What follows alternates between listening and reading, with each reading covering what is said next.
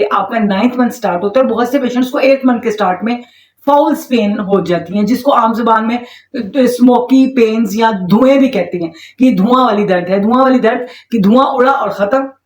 धुएं वाली दर्द कि जैसे ही वो दर्द आती है, थोड़ी देर के लिए आती है, रेस्ट करने के बाद वो चली जाती है।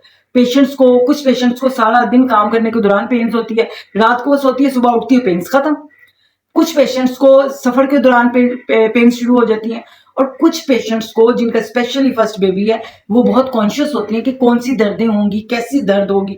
सुना है बड़ी तेज दर्द होती है, तो हर होने वाली कच्ची दर्द को वो पक्की समझ लेती है, फाउल पेन को वो एक्चुअल स्ट्रॉन्ग पेन समझ लेती है। वो समझती नहीं नहीं बहुत तेज दर्द हो रही है, उसको असल में पता नहीं होता कि ये तेज दर्द होती क्या है।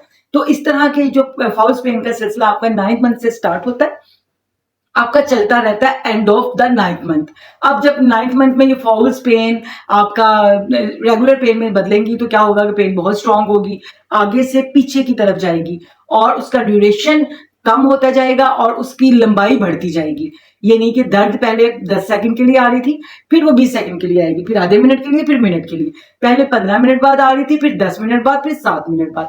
तो ये कॉन्स्टेंटली चलता रहेगा, लेकिन फाउल्स पेन में थोड़ी देर होगी और खत्म हो जाएगी। एकदम पेन्स, रेगुलर पेन स्टार्ट हो गई जो बहुत ही स्ट्रांग होती हैं। रोकने से, बैठने से, उठने से, लेटने से, कोई फक्कियां खाने से वो कम नहीं होती। तो आपको पता चल जाता है ये वो पेन है जो रुक नहीं रही है, अब ये रुकेगी किसी बात से ही, तो आप हॉस्पिटल चले जाते हैं।